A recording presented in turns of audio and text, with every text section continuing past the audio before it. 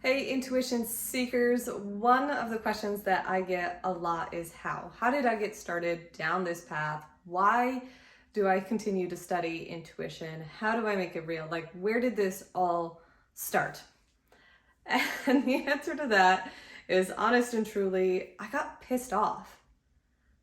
I had done everything right in my life. I had had a relationship, I was engaged, I was not happy. I had done university, I had gone to college, I had a good job, and I liked the job, but I wasn't fulfilled. And I was mad and I was annoyed and I didn't know what to do because I had done everything I'd been told to do. I did it. And I was like, something's not right. And so I at least had the wherewithal to ask, like, okay, well, what do I do? And within the span of a week, I had 3 people be like, oh, just trust your intuition. Like, it's just that easy. And I was like, cool. But at the time, I was a perfectionist and I was a people pleaser. And I was like, great, I'll trust my intuition. How do I do that? And there was just crickets. Like, nobody could explain it. And I have to say that didn't sit well with me. Like, there was something off about it, which, if you've been paying attention, is an intuitive cue. Something's not quite right. There's something there. Be curious. And so I started to really sit with intuition, right? So if you've ever heard the story of Richard Branson and how he started Virgin Mobile, it's because he was on his cell phone.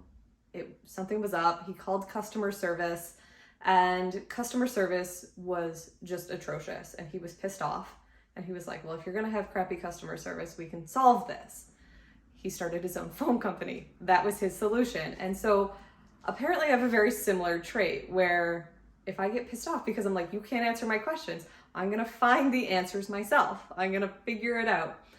And that started what is currently a over 10-year journey of understanding intuition. And it was a lot of trial and error.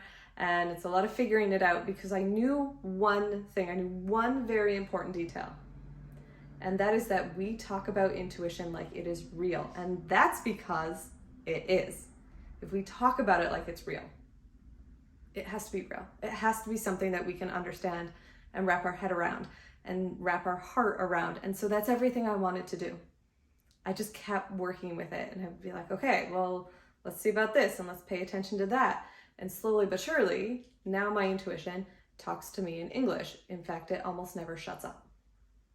You can take that for what it's worth, but you can structure it, right? If I ask my intuition to tone it down or quiet down, it will. If I ask it to get louder, it will. It is completely structurable. And the other really interesting thing that I noticed in there, as I was studying this, playing with it, figuring it out, getting my hands dirty, letting it be messy so that I could find the clarity within it, is that we always talk about it in hindsight. We say things like, I had a hunch, or my spidey senses, or I just knew, or something felt off. It felt off. We have often looked at intuition from the perspective of hindsight, looking back. Something wasn't right about that.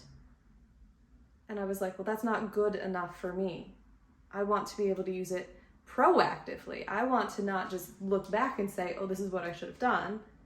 I want to look forward and I want to know in real time, and I want it to support my decision making, and I want it to give me a better experience. And you know what? It does. Honest and truly, it does. So when we start to understand it, we can be proactive. It's always there. It's always guiding us. We can understand it. But that is how I started. I got pissed off.